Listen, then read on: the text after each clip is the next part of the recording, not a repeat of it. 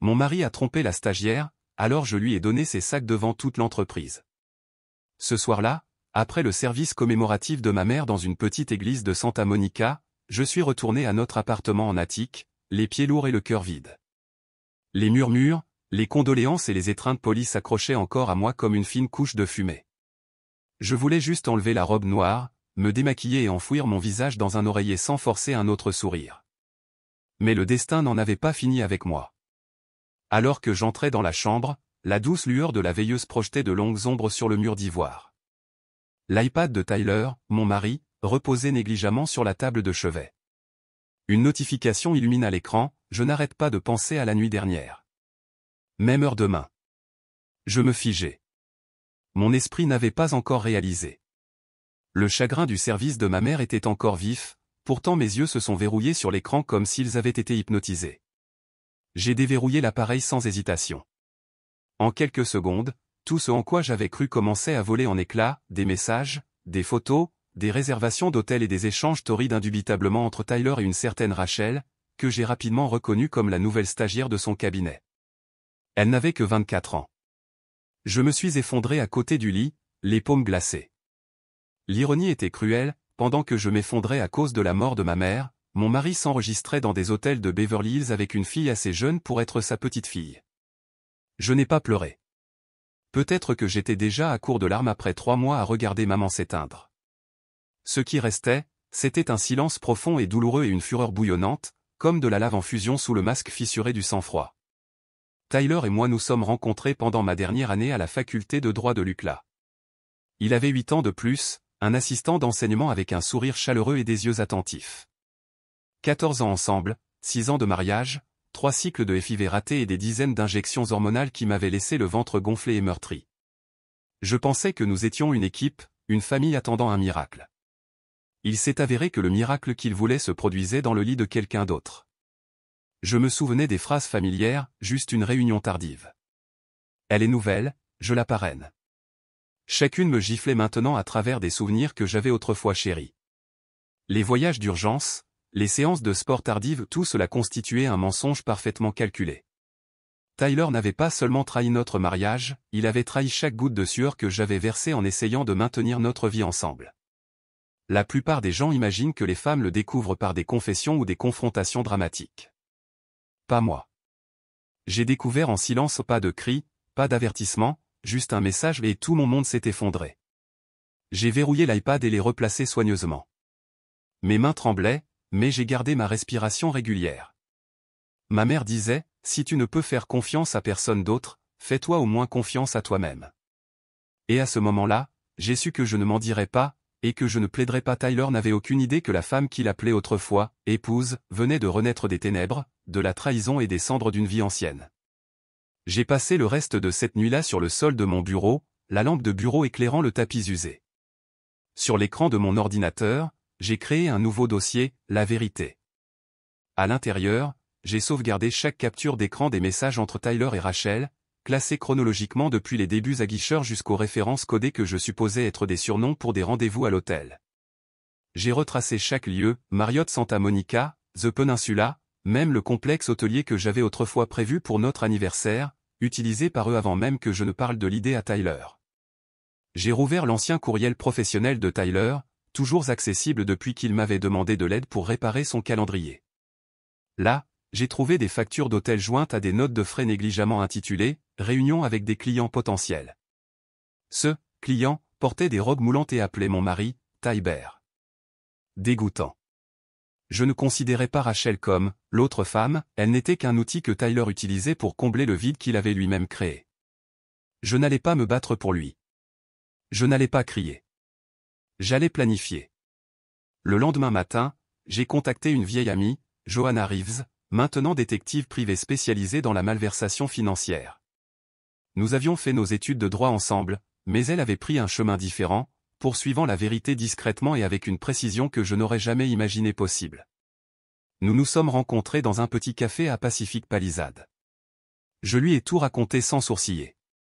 Joanna a écouté en silence, feuilletant un carnet en cuir noir. Amelia, dit-elle une fois que j'eus fini, tu ne veux pas seulement surprendre ton mari en train de te tromper. Tu veux enterrer sa réputation. Je l'ai regardé droit dans les yeux. Je veux la justice. 4 jours plus tard, Johanna m'a remis un dossier si épais que j'ai dû l'ouvrir 2 fois pour croire qu'il était réel, historique des réservations d'hôtels via le compte de l'entreprise, reçu de dîners marqués comme « réunion d'investisseurs », qui ne comprenait que 2 plats principaux, un végétarien, l'autre champagne et coquille Saint-Jacques. Les rapports de véhicules montraient que Tyler avait conduit la Lexus du bureau à Malibu au moins 8 fois en 2 mois. Coïncidence, les mêmes jours où j'étais assise seule à la clinique de fécondation in vitro. Je n'avais pas besoin de preuves de la liaison, j'avais besoin de preuves qu'il abusait des ressources de l'entreprise et de sa position de pouvoir à des fins personnelles. Et maintenant, j'avais tout. Mais la plus grande surprise venait du tiroir du bureau de Tyler lui-même, où il gardait une clé USB argentée sans étiquette. Je l'ai trouvé alors qu'il était sorti pour une autre réunion de partenaires, ce mercredi-là. Que contenait-elle? Des plans internes d'expansion du marché que Tyler n'était pas autorisé à posséder, des contrats de fusion numérisés avec une société d'investissement immobilier, et une liste d'employés marqués pour des licenciements à venir, dont aucun n'avait été officiellement divulgué. J'ai tout copié sur un lecteur séparé, puis j'ai tout remis exactement comme c'était, intact. Preuve d'abus de pouvoir, de tromperie d'entreprise et de violation des politiques de sécurité. Je n'avais pas l'intention de le signaler à moins qu'il ne me force la main. Maintenant, j'avais besoin d'une scène. Grâce à un ancien collègue de Tyler du département marketing, j'ai découvert que sa société, Lennox & Rudd, tenait sa réunion stratégique trimestrielle le jeudi matin suivant, au 19e étage de leur siège à Century City. Tous les chefs de département, les représentants légaux et le conseil d'administration seraient présents. Un détail intéressant, Tyler ne serait pas présent. Il avait une réunion client personnelle, j'ai supposé avec Rachel. J'avais juste besoin de m'assurer qu'elle serait là. J'ai appelé le bureau d'un ton calme, « Bonjour, je suis Monsieur Mitchell, l'assistant de Tyler. Il supervise la nouvelle campagne marketing et a demandé que la stagiaire Rachel Peterson présente les données de retour des utilisateurs lors de la prochaine réunion. » La secrétaire a hésité, mais après que j'ai souligné qu'il s'agissait d'une demande spéciale de Monsieur Tyler, elle a accepté. Rachel serait là. Tyler ne le serait pas. Quant à moi, j'arriverais pile à l'heure avec 2 valises soigneusement préparées et la résolution calme d'une femme qui avait perdu ses illusions mais pas sa force. J'avais l'habitude de penser que l'infidélité était le pire coup dans un mariage. J'avais tort. Il y a pire que la tromperie, la cupidité et la trahison de la confiance en affaires. Johanna ne m'avait pas seulement donné des dossiers sur des escapades secrètes et des dépenses douteuses, elle m'avait montré une facette de Tyler que je n'avais jamais vue auparavant, un homme orchestrant la fraude. Il s'est avéré que sa relation avec Rachel ne se limitait pas à des rendez-vous au bureau, elle faisait partie d'un plan plus vaste, détournant de l'argent de la société principale vers une société écran codétenue par Tyler et un certain Kyle Brennan, le nouveau directeur financier. Rachel, naturellement, était récompensée par des sacs à main de créateurs, des voyages de luxe et un rôle de consultante, sophistiquée sans description de poste. Il m'a fallu près de 2 semaines pour retracer la piste de l'argent. Tout était soigneusement dissimulé. Une société appelée Vector Synthesis recevait des investissements stratégiques de Lennox & Rudd, qui étaient ensuite filtrés par de faux contrats pour masquer le mouvement. L'expression de Johanna s'est durcie. Tyler ne t'a pas seulement trahi, dit-elle. Il utilise sa société comme un distributeur automatique de billets. J'ai rencontré son regard. Je ne lui prends pas seulement sa femme. Je voulais qu'il perde tout. J'ai commencé à contacter les personnes que Tyler avait renvoyées ou mises à l'écart. Le premier sur la liste était Ethan Caldwell, un investisseur majeur que Tyler avait publiquement humilié lors de l'assemblée des actionnaires de l'année dernière. J'avais rencontré Ethan une fois lors d'une conférence juridique. Quand j'ai demandé une réunion, il a répondu immédiatement. Nous nous sommes rencontrés dans son bureau du centre-ville de Los Angeles. Chaque détail, de la peinture abstraite au mur à l'expresso qu'il préparait lui-même, reflétait la précision. Je suppose que cette fois, il ne s'agit pas d'une clause contractuelle, dit-il avec un sourire ironique. J'ai posé le dossier sur son bureau, sans rien dire. Après l'avoir parcouru pendant 10 minutes, son attitude a changé. Depuis combien de temps fait-il ça, demanda Ethan, la voix plus froide maintenant. Je ne suis pas sûr, ai-je répondu, mais si j'ai découvert tout ça, je suis certaine que la SEC pourrait en découvrir davantage. Il s'est penché en arrière dans sa chaise, les yeux ne quittant jamais les documents. De quoi avez-vous besoin de ma part? J'ai besoin de votre signature sur des statuts de société mis à jour, ai-je dit. Il y a une nouvelle clause permettant aux actionnaires de révoquer le président-directeur général s'il existe des preuves de faute éthique ou financière. J'ai marqué une pause. Et j'ai besoin de votre aide pour que Tyler le signe. Ethan a pincé les lèvres. Il ne le lira pas. Pas s'il pense que c'est juste une gouvernance de routine. J'ai rencontré son regard fixement. Exactement. Le lendemain soir, j'ai envoyé à Tyler un courriel avec une pièce jointe intitulée « Mise à jour de la gouvernance » demandée par le service juridique. J'ai utilisé l'adresse électronique de l'ancien responsable juridique, qui avait démissionné 2 mois plus tôt à un compte auquel j'avais encore accès grâce à une faveur informatique passée. Tyler a répondu sèchement « D'accord, signe et renvoie demain ». Lorsque le PDF signé est arrivé dans ma boîte de réception, j'en ai imprimé 2 copies certifiées conformes et les ai envoyées au cabinet d'avocats représentant les actionnaires. J'étais prête. Rachel pensait toujours qu'elle serait présentée comme un jeune talent prometteur lors de la revue trimestrielle. Je le savais parce que Johanna avait enregistré un appel entre elle et Tyler. « Demain, je ne serai pas là, a-t-il dit, mais ils verront à quel point tu es importante pour la campagne. » Elle était importante, en effet, mais pas de la manière qu'elle imaginait. Le lendemain matin, je me suis réveillé tôt et me suis habillé d'un blazer noir à col montant, d'une jupe crayon et de talons beige, rien de tape à accent grave-l'œil, juste assez pour qu'ils se souviennent de moi comme de la femme qui n'a pas sourcillé en nettoyant les dégâts de quelqu'un d'autre. J'ai placé les 2 valises dans le coffre, l'une contenait les affaires personnelles de Tyler, les choses auxquelles il tenait le plus, l'autre contenait des preuves de malversation financière, soigneusement imprimées et surlignées. Quand je suis entré dans le hall principal de Lennox & Rudd, le personnel de la réception m'a salué par mon nom. J'ai offert un sourire poli. Je viens juste livrer des documents à la salle de conférence. Personne n'a posé de questions. L'ascenseur m'a emmené au 19e étage.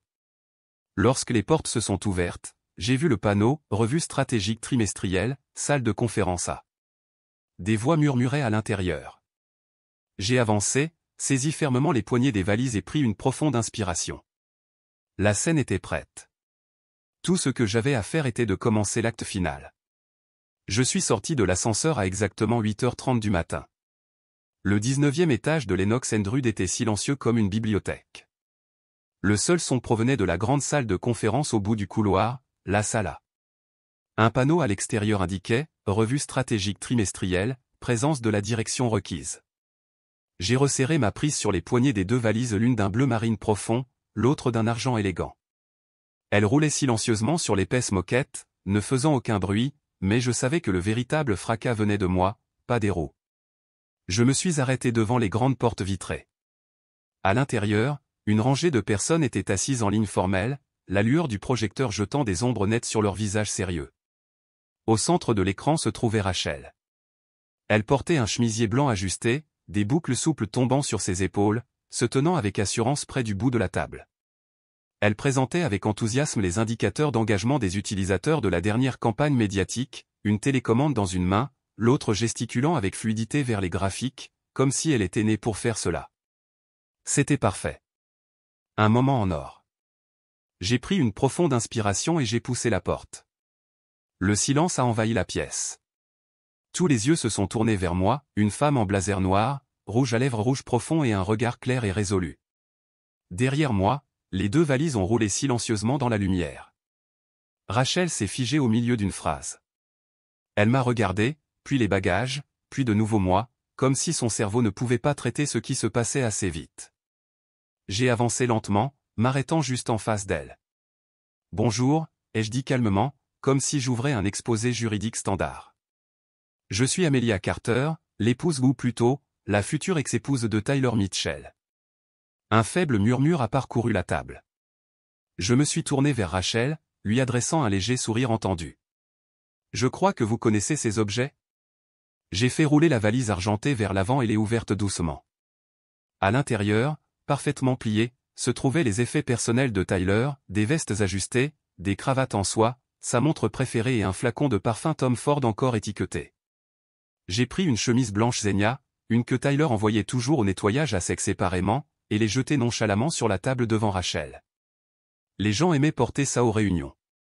Vous le saviez, n'est-ce pas? Rachel se tenait figée, serrant la télécommande de présentation si fort que ses jointures sont devenues pâles. J'ai continué, les yeux toujours baissés, et ceci. J'ai sorti une petite boîte en velours noir et l'ai ouverte pour révéler une montre Omega en édition limitée, notre cadeau de premier anniversaire. Je suppose qu'elle convient mieux à son nouveau remplaçant maintenant. J'ai placé la montre carrément au centre de la table. Personne n'a dit un mot. Puis, de la deuxième valise, j'ai sorti un épais document soigneusement noué d'un ruban rouge. J'ai apporté quelques documents. Ici se trouve une ventilation détaillée de chaque dépense que Tyler a approuvée pour des voyages d'affaires où les clients ne se sont jamais présentés, mais Rachel, si parfois avec des reçus de spa et des dîners de fruits de mer pour correspondre. Plusieurs personnes autour de la table ont commencé à se regarder, un homme à l'extrémité a même toussé, réprimant clairement un sourire narquois. J'ai placé le dossier devant le président-directeur général, Monsieur Grantaron, qui me fixait comme s'il se réveillait d'un long rêve agité. Je suppose que votre entreprise a une politique claire concernant l'utilisation abusive des fonds de l'entreprise à des fins personnelles, ai-je demandé, ma voix inébranlable. Rachel a ouvert la bouche, puis l'a refermée. Ses joues étaient rouges vifs, sa main tremblait légèrement. Elle s'est tournée vers Monsieur Aron comme pour implorer du soutien, mais il est resté immobile, les yeux rivés sur les documents. Je l'ai regardé directement. Vous savez, je pensais être une idiote de ne pas l'avoir vu plus tôt, mais plus maintenant. Je me suis penché, j'ai sorti une petite pochette en cuir noir et j'en ai retiré le flacon de médicaments sur ordonnance de Tyler, celui pour sa tension artérielle, celui qui le rendait irritable s'il sautait ne serait-ce que une seule dose. Je l'ai placé devant Rachel. Il en a besoin d'un tous les soirs. J'espère que vous vous en souviendrez si vous voulez qu'il continue de fonctionner.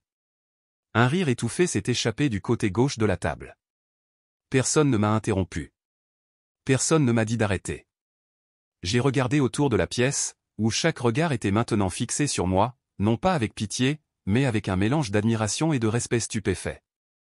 J'ai fermé la valise à glissière, lissé mes cheveux et souri. Je laisserai les affaires de mon mari ici. Elle semble mieux correspondre à son nouveau rôle. Et avant que Rachel ne puisse répondre, je me suis retourné et j'ai marché vers la porte. Je n'avais pas besoin de dire autre chose. Leurs expressions disaient tout. Je n'avais fait que quelques pas lorsque la voix de Monsieur Grantaron s'est élevée du bout de la table, « Madame Carter, veuillez patienter un instant. » Je me suis retourné. Il tenait le dossier que je lui avais donné, les yeux vifs et analytiques. À côté de lui se trouvait Dana Whitmore, la responsable des ressources humaines, feuilletant chaque page avec les mains assurées de quelqu'un qui avait traité trop de scandales internes pour être facilement choqué. Monsieur Aron a levé les yeux, son ton sérieux. Vous avez déclaré que ces documents concernent une faute impliquant un détournement de fonds de l'entreprise. J'ai légèrement incliné la tête. Et plus encore. J'ai marché lentement vers lui et j'ai sorti un autre dossier de mon sac à main, celui-ci marqué de post-it jaune fluo. Je l'ai organisé. La première section concerne les réservations d'hôtels débitées sur la carte d'entreprise de Tyler. La deuxième est l'historique des trajets de l'entreprise qui correspond à ses lieux de rendez-vous avec Rachel. La troisième, j'ai marqué une pause, jetant un coup d'œil à Rachel, qui était assise, figée, au coin de la table, comprend des extraits de leurs messages textes. Dans au moins 3 d'entre eux, Tyler sous-entend qu'elle obtiendra une promotion si elle continue de coopérer. Ouah! La tension dans la salle de conférence s'est transformée en quelque chose de plus lourd, d'étouffant. Je n'avais pas besoin de dire autre chose, le document parlait plus fort que je n'aurais jamais pu le faire. Monsieur Aron s'est tourné vers Dana. Vérifiez cela. Immédiatement. Compris. Dana s'est levée, les yeux fixés sur Rachel. Mademoiselle Peterson, veuillez venir avec moi aux ressources humaines. Rachel a tressailli, a ouvert la bouche comme pour protester, mais aucun mot n'est sorti. Son visage est devenu pâle, son mascara avait coulé, ses mains agrippant le bord de la table jusqu'à ce que ses jointures deviennent violettes. Après une longue pause tremblante, elle s'est levée et a suivi Dana tranquillement. Personne ne l'a regardée. Personne ne l'a défendue. J'ai pris une douce inspiration et j'ai regardé directement le président-directeur général. Je m'excuse d'avoir interrompu la réunion, mais je crois que votre entreprise mérite toute la vérité. Ce n'est plus une affaire personnelle. Il s'agit d'éthique professionnelle, de confiance des parties prenantes et de réputation de l'entreprise. Monsieur Aron a eu un regard lent et réfléchi. Avez-vous l'intention de porter cela devant les autorités ? J'espère que l'entreprise s'en occupera d'abord en interne. Mais si les choses sont étouffées. J'ai laissé la phrase en suspens. Il a compris. Après un temps de silence, il s'est levé et a fait le tour de la table, s'arrêtant devant moi. Vous êtes avocate, n'est-ce pas? J'étais responsable juridique chez Shoreline Stratégie. Maintenant, je consulte en tant qu'indépendante. Avez-vous déjà envisagé la formation à l'éthique d'entreprise? J'ai été prise au dépourvu mais j'ai gardé mon sang-froid. J'ai pris quelques petits contrats mais je n'ai pas travaillé avec de plus grandes entreprises. Il a eu un léger sourire, quelque chose qu'il n'avait pas fait de toute la réunion. Peut-être qu'il est temps que vous le fassiez. Je n'ai pas répondu. Je n'étais pas venu ici chercher des opportunités de carrière. J'étais venu pour mettre fin à une trahison et protéger les valeurs auxquelles je croyais encore. En sortant de la salle de conférence, les regards autour de la table avaient changé, plus de choc ni de curiosité, mais du respect. La valise argentée restait au milieu de la pièce, symbole nu d'une chute entièrement exposée. Je n'avais aucune raison de la reprendre. Ce qui était à l'intérieur ne m'appartenait plus. J'avais laissé derrière moi toute une histoire et chaque pièce à conviction dont la justice pourrait avoir besoin. En sortant, mon téléphone a vibré. Un message d'un numéro familier, je t'attends dans la chambre 602. Envoie-moi un texto quand tu auras fini. Burke. J'ai souri légèrement, j'ai calmement appuyé sur « Transférer », je l'ai envoyé à l'adresse électronique interne de l'éthique de l'entreprise, ethique@lenoxrude.com, avec une note, il semble que l'affaire urgente de Monsieur Mitchell vienne de s'enregistrer. À l'heure. J'allais laisser la vérité exploser d'elle-même. Au moment où je sortais de l'ascenseur, mon téléphone a sonné. Son nom illumina l'écran, Tyler Mitchell, appelant à 8h47 du matin. Approprié. Juste au moment où Rachel tremblait probablement aux ressources humaines et où sa valise trônait encore au milieu de la salle de conférence de la direction. Je n'étais pas surprise. J'ai décroché, porté le téléphone à mon oreille et n'ai rien dit. Amelia? Sa voix est passée comme de l'eau glacée dans la gorge. Où es-tu? Que se passe-t-il avec Rachel? Pourquoi a-t-elle envoyé un texto disant « elle sait tout » puis a disparu? J'ai gardé ma voix douce comme de la soie, tranchante comme du verre. Tu devrais te poser la question, Tyler, parce que tout ce que je sais vient de vous deux. Silence à l'autre bout, juste un instant. Puis son ton est devenu plus bas, plus dur, teinté de menace. Que as-tu fait? Je suis retourné dans le long couloir, me dirigeant vers les portes vitrées qui s'ouvraient sur le balcon du gratte-ciel. Los Angeles brillait en contrebas, mais tout ce que j'entendais, c'était le souffle d'un homme qui avait juré un jour de ne jamais me mentir. Ce n'est pas fini, Amelia, a-t-il grondé. Si tu essaies de m'humilier devant l'entreprise, je ne serai pas tendre avec toi au tribunal. Tu connais la loi mieux que quiconque. J'ai ri doucement, non par moquerie, non par tristesse, juste cette confiance calme et stable qui vient du fait de détenir la dernière carte. Tyler, ai-je dit, as-tu oublié qui a rédigé notre contrat de mariage? Il a marqué une pause. J'ai continué, c'était mon projet. Ton avocat l'a examiné, signé et authentifié. Il stipule clairement que si l'une des parties est infidèle, l'autre conserve tous les biens personnels acquis avant le mariage. Ce qui signifie que la maison à Westward, les comptes d'investissement, les actions de Shoreline Strategy, tout cela est à moi. Et toi, Tyler Mitchell, tu n'auras même pas un appartement de 2 chambres à moins que je ne le dise. J'ai entendu une inspiration brusque de sa part, le son d'une rage à peine contenue par la fierté qui lui restait. Tu penses vraiment que tu peux détruire ma réputation avec quelques photos et textos? Tu as raison, ai-je répondu calmement. Je ne peux pas. Mais les frais sur la carte de l'entreprise. Les voyages d'affaires sans client. Les chambres d'hôtel sous de faux noms. Penses-tu que l'équipe de conformité va ignorer cela? Et la clé USB dans ton tiroir? Celle avec des données restreintes que tu n'étais pas autorisé à copier. Je pense que le service juridique trouvera cela intéressant. Il s'est tu. Je respirais régulièrement, les doigts posés sur la rambarde froide du balcon. Tu as perdu Rachel, ton poste est le personnage que tu t'étais construit. Je n'ai rien d'autre à faire. Tu as fait en sorte que tout s'effondre tout seul. Puis est venue la phrase que j'attendais, tu ruines tout. Tu vas payer pour ça. J'ai souri, cette fois en laissant transparaître l'amertume. En fait, Tyler, je remets juste tout à sa place. Je l'ai entendu frapper du poing sur le volant, puis l'appel s'est brusquement terminé. Pas d'au revoir. Pas d'excuses. juste la fureur d'un homme qui n'avait plus rien à négocier. J'ai glissé mon téléphone dans mon sac à main et suis resté là un instant de plus. La ville continuait de bouger en dessous de moi, mais cette fois, elle ne pesait plus sur mes épaules. J'ai quitté le balcon et suis retourné dans le grand hall du 19e étage. L'une des réceptionnistes m'a reconnu et s'est précipitée, les yeux écarquillés. « Madame Carter, les ressources humaines m'ont demandé de vous remercier, et Monsieur Aron a dit que dès que vous aurez le temps, il aimerait organiser une réunion privée. » J'ai hoché la tête et répondu doucement, « Merci, mais pour l'instant, j'ai des choses plus importantes à faire que de regarder en arrière les décombres. » Puis je suis sorti du bâtiment, ne portant que ce qui m'appartenait vraiment, pour une fois, sans le poids de personne d'autre sur mes épaules. La nouvelle de la suspension de Tyler s'est répandue dans l'entreprise en moins de 4 heures après la réunion. Ce soir-là, le conseil d'administration a tenu une session d'urgence sans Tyler. Je n'étais pas tenu d'y assister, mais un vieil ami du service juridique m'a envoyé un message, il n'a rien pu argumenter.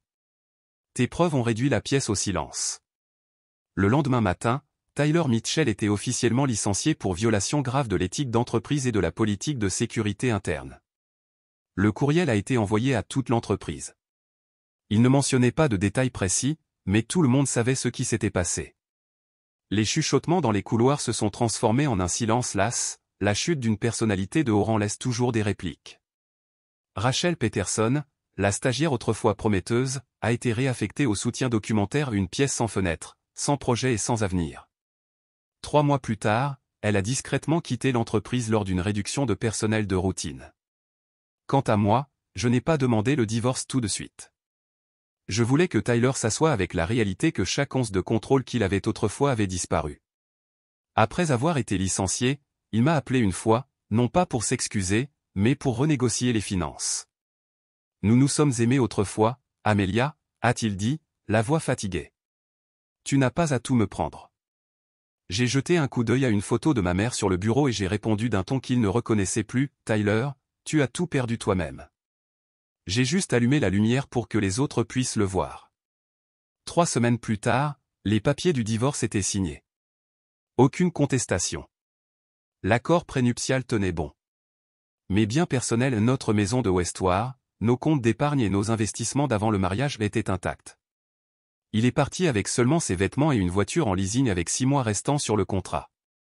J'ai vendu la maison de Westward, un endroit qui avait autrefois ressemblé à un foyer mais qui était devenu une cicatrice. J'ai déménagé à Silver Lake et j'ai acheté une modeste maison de 2 étages avec un balcon plein de géraniums rouges. La cuisine faisait face à l'est, captant le soleil du matin.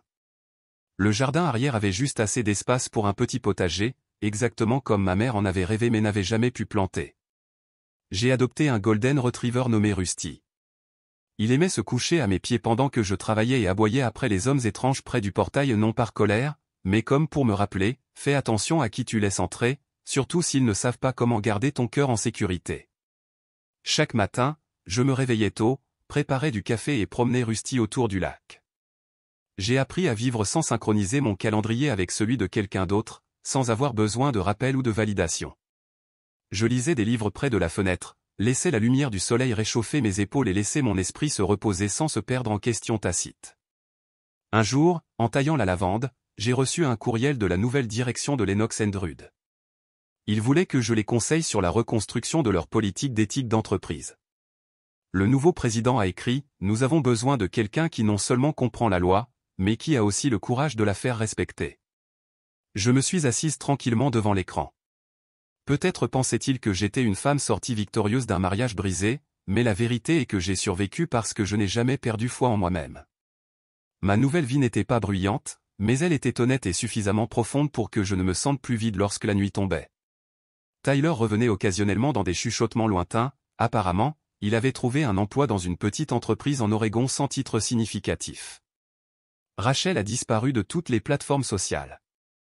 Je ne les ai jamais cherchées, jamais prononcé leur nom, car quand on continue de déterrer le passé, ce n'est pas différent d'avaler la chose même qui vous a autrefois étouffé.